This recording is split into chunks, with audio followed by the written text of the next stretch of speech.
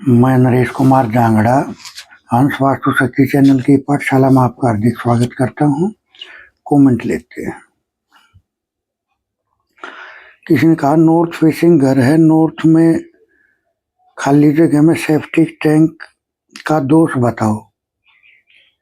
अरे भाई, आप सब्जी की दुकान पर खड़े हो क्या? आपका कमेंट करने का तरीका क्या है? पहली बात तो मैंने 8-7 वीडियो में लगातार रेगुलर इसी पे बात कर रखी है। आप वो वीडियो देखो और क्या दोष बताए आपको, बताओ आप। देखिए, मैं अपने वीडियोज में बोलता रहता हूँ, अगर रोग है तो प्रयोग है, रोग नहीं तो प्रयोग नहीं। वास्तु विद्या एक सिम्टम बेस्ड विद्या है। बेवजह के क्वेश्चन करना, ये इस तरह से मैं इसको एक मूर्खता मानता हूँ। तो थोड़ा सा मेरे ख्याल से आप इशारे को समझ गए होंगे। तो इस तरह से किसी ने कहा शुगर की बीमारी के लिए, मोटापे के लिए कोई उपाय बताएं। देखिए, शुगर की बीमारी जन्म ही क्यों लेगी? जब पितर दोष घर में होता है तो ही शुगर की बीमारी जन्म लेती है। First point. अब दोष कहाँ कहाँ हो सकता है? NNE तो है ही है, ENE, ESC और WNW। अगर आप देखोगे तो आपके घर में यहाँ कोई ना कोई दिक्कत मिलेगी। और मैं ये कहूँगा कि इसके लिए आपको अपने घर में पितृ दोष की पूजा करानी चाहिए। सबसे ठीक उपाय इसका यही है। बाकी जो मैंने आपको बताया, अगर आपको राहत महसूस करनी है तो आप अपने घर के इस पॉइंट को, जो मैंने पॉइंट बताए, इन पॉइंटों पर जाकर आप चेक करोगे तो वहां आपको दोष मिल जाएंगे। और पितरों के बारे में मैंने बहुत वीडियो बनाए हैं, आप वो देखो।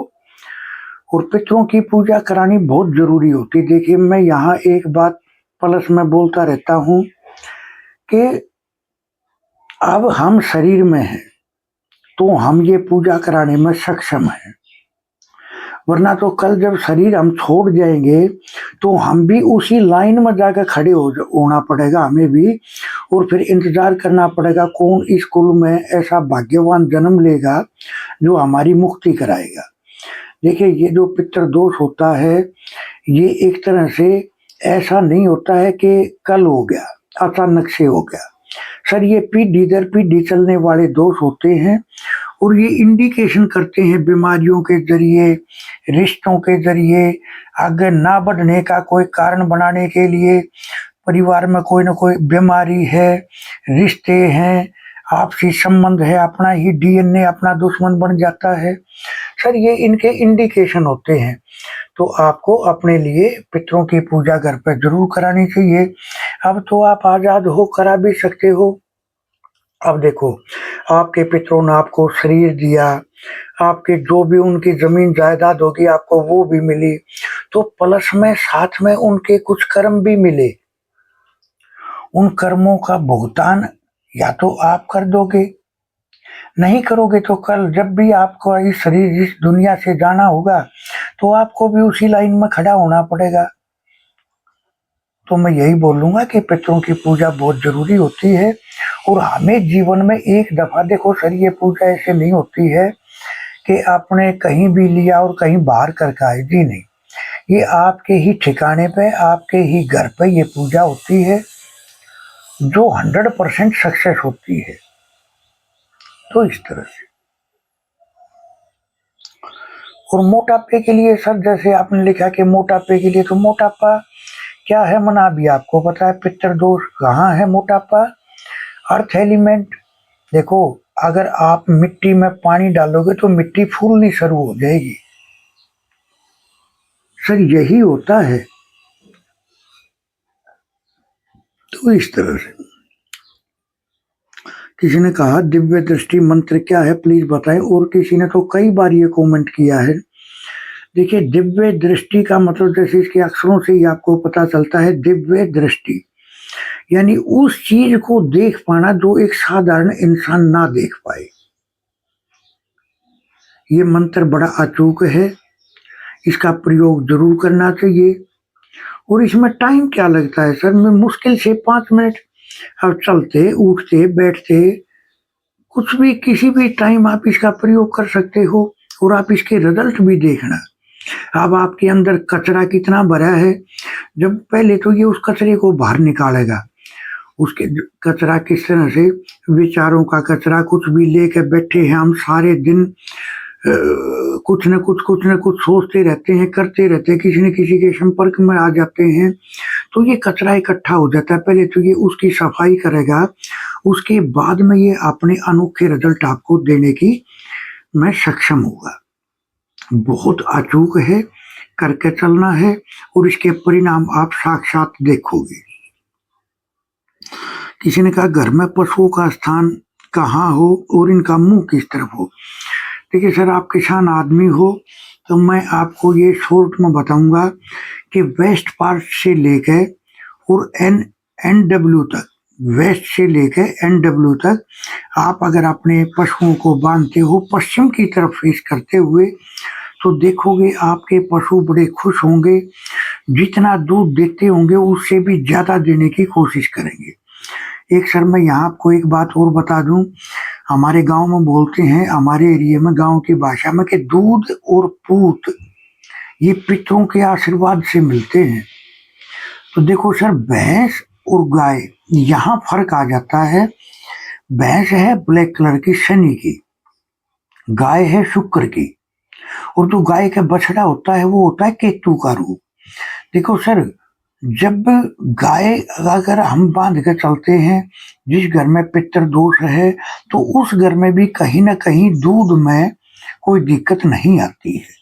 लेकिन जब भैंस रखते हैं और घर में पितर दोष है, तो आप देखते भी होंगे बहुत सारे बंदे लाखों की भैंस लेकर आते हैं और वो हजारों में बेचनी पड़ती है मजबूरी में, क्योंकि वो दूध भी टाइम पे नहीं दे पाती, शरीर से भी हेल्थ खराब रहती है ना, यानी उसका एक सिस्टम डामाडोल हो जाता है। तो मैं यहाँ ये कहूँगा कि अपने पितरों का सर, वास्तु का सबसे अहम अगर कोई पार्ट है तो वो पितरों का पार्ट है। तो पितरों के लिए मैंने आपको बताया है W1 पे, मैं अपने बहुत सारे वीडियो में बोलता रहता हूँ, आप मेरे वीडियो देखो। आपको दाल चावल W1 पे रखने हैं, कब रखने हैं, कैसे रखने हैं, कितनी क्वांटिटी में रखने हैं, वो आप मेरे वीडियो देखोगे तो आपको क्लियरिटी हो जाएगी। किसी ने कहा फ्रीज कहाँ रखे। देखिए सर, फ्रीज जो होता है ये दो एलिमेंट में आ जाता है, वाटर एलिमेंट भी और अर्थ एलिमेंट भी। अगर हम इसमें बर्फ जमा कर रखते हैं तो अर्थ एलिमेंट है, और अगर हम इसमें बर्फ नहीं जमाते तो ये वाटर एलिमेंट है। अब आप देखोगे कि ये आ कहाँ गया।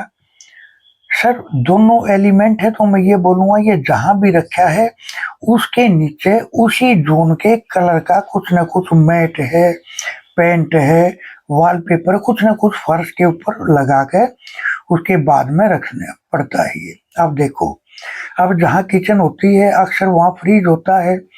किचन होती है तकरीबन ज्यादातर वास्तु एक्सपर्ट या कोई भी आदमी जो वास्तु को जो जानते हैं तो अपने फायर के एलिमेंट में बनाते हैं। अब फायर में आ गया अर्थ। अर्थ का मतलब क्या है? मिट्टी, भूमि। अगर अग्नि पे मिट्टी डाल देंगे तो अग्नि बुझ जाएगी। सर, इसके नीचे मैंने बताया अगर फायर के एलिमेंट में चला गया फ्रीज तो उसके नीचे रेड कलर का कुछ डाल दो।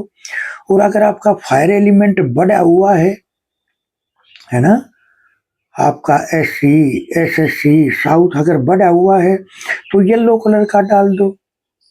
सर, जिस एरिया में आ गया, ईस्ट में आ गया तो सर ग्रीन कलर का डाल दो, नॉर्थ में आ गया तो ब्लू कलर का डाल दो, वेस्ट में आ गया तो व्हाइट कलर का डाल दो, येलो कलर का डाल दो, साउथ वेस्ट में आ गया तो येलो कलर का डाल दो।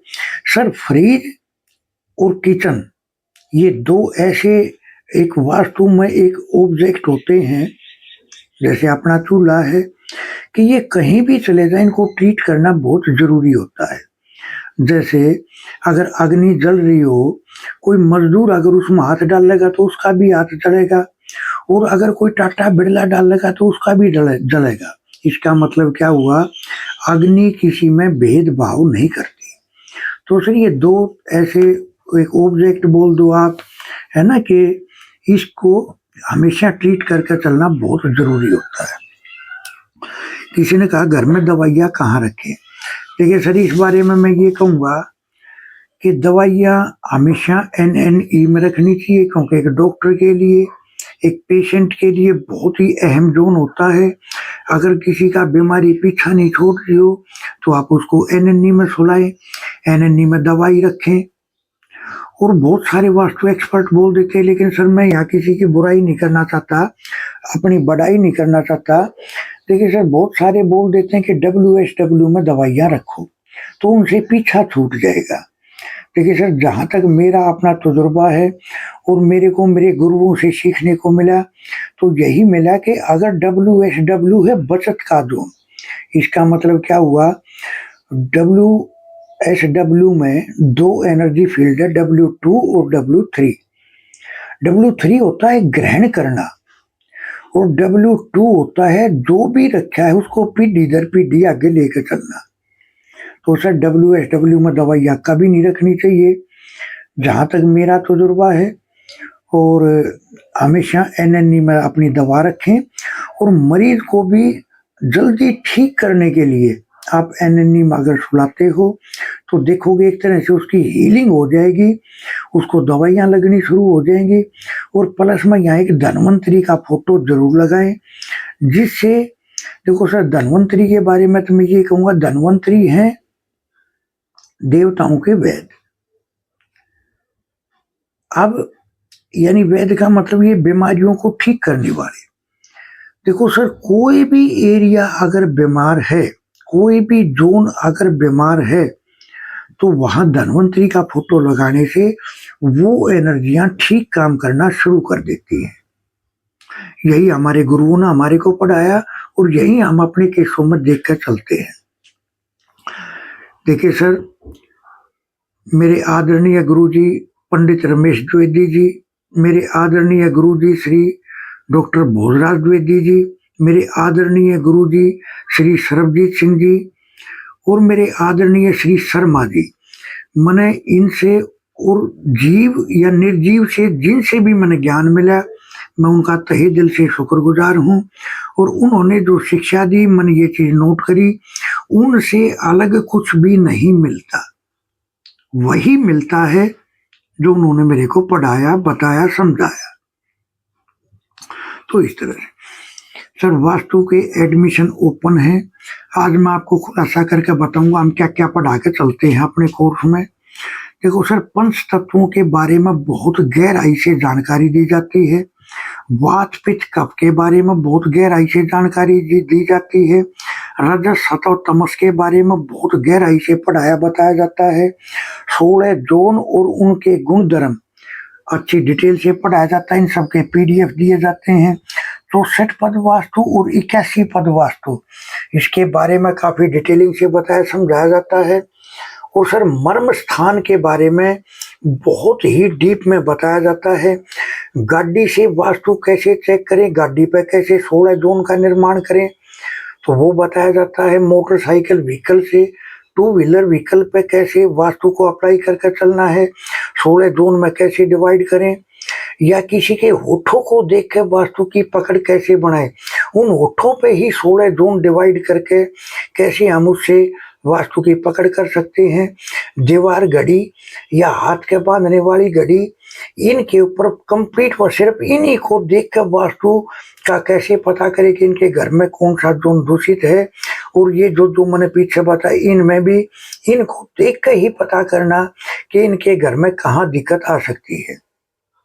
लोगों के बारे में पहचान कि ये लोगो कंपनी का अच्छा है या बुरा है, और ये इनको ऊंचाई की तरफ लेकर जा रहा है या इनको डाउनफॉल की तरफ लेकर जा रहा है, तो लोगों के बारे में बताया जाता है।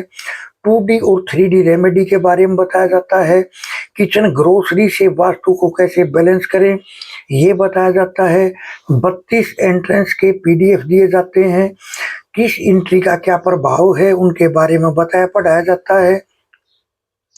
टॉयलेट के 16 जोन में उनके गुण धर्म के PDF, किचन 16 जोन में उनके क्या क्या प्रभाव होंगे।